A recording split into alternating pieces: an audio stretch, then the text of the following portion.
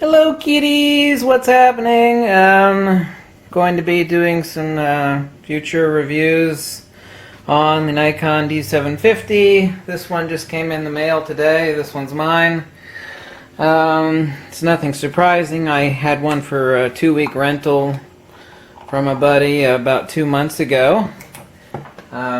Obviously it is a wonderful camera. Also, by the way, if you have a Nikon D750, you need to update your firmware.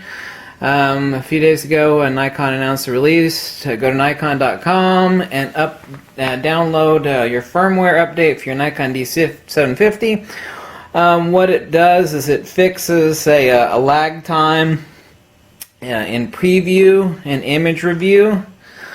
And it's a version 1.0.2, so it's 1.0.2, so you need to check your firmware on your Nikon D750 and update it. And I'll be doing plenty of reviews, and this Nikon D750, as I'd mentioned in some prior videos from a few days ago, is Nikon's top choice. Can be had gray market, $1,600 plus. I just heard from somebody today that said they found a gray market one for right under $1,500, which is rather shocking. New price on it's on sale is $19.99 here in the U.S. Like I said, gray market $1,670, $1,650. In the price range of $1,000 to $2,000, this is certainly a top choice. Excellent camera. The issues have been fixed, the one issue, and you're also going to notice a significant difference. Mine actually already came with the firmware update since I just got it today, but others have noted in the past 2 or 3 days significant, wonderful, happy that the update has fixed a lag time delay on preview, and of course there is nothing, let me see if you can listen really closely about what of course is so wonderful about the D750 amongst other things, and that is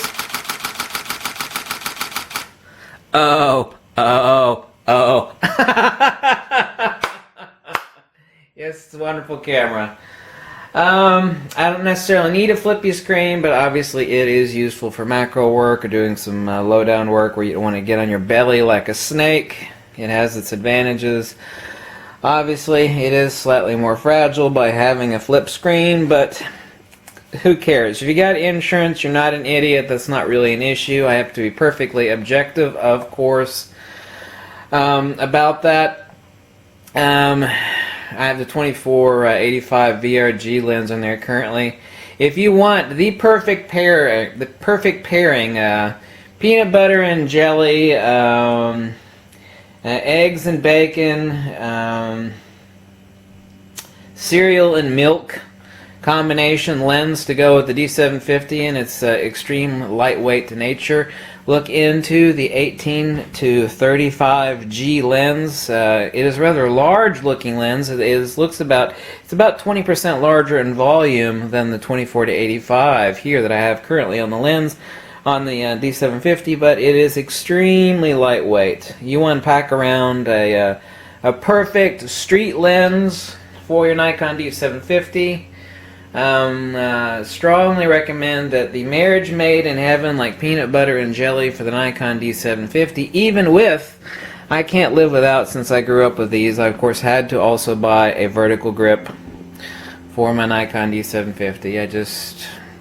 I just don't do without vertical grips. Some of you people don't like them, but I can't do without them. That's obviously totally subjective on my part. Incredible camera. Nothing shocking. Like I said, I used it a couple weeks ago. This is just an intro saying that mine's here, and now I think I've got every camera in the budget range except for the Nikon D7000, which is in the current $200 to $500 price bracket range, but in the $500 to $1,000 price bracket range, I've obviously got the D7100 and the D700, a couple of those, and a couple of D7100s, and a couple D810s, and now the addition of the Nikon D750, which I'd had but did not own, but now I do own. So this is Mine as delivered to me by a B&H Photo. No, they're not sponsoring me or anything. I'm not giving a plug to B&H Photo. Although I did hate the fact that when the fat UPS driver came to my porch, he looked like he was worn out from the heat, and so he just kind of slammed, and he did a gutter bowling ball roll of my D750 box, you know, across the porch, and I gave him a dirty stink eye look, but that's neither here nor there. So be doing plenty of reviews to D750, and remember, if you own one, please update your firmware for your camera, okay? It's going to help a lot in live view lag time, as people report. Thankfully I didn't have to worry about that.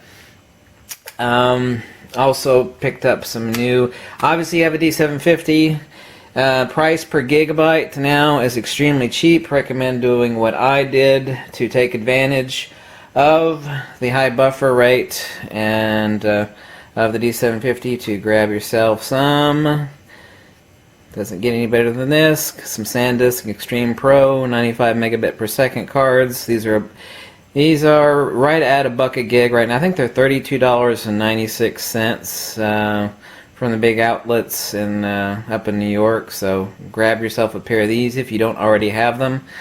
The really fast SanDisk cards have come down significantly in price. So if you have a D750 and you don't have one of these cards, you're not utilizing the full potential.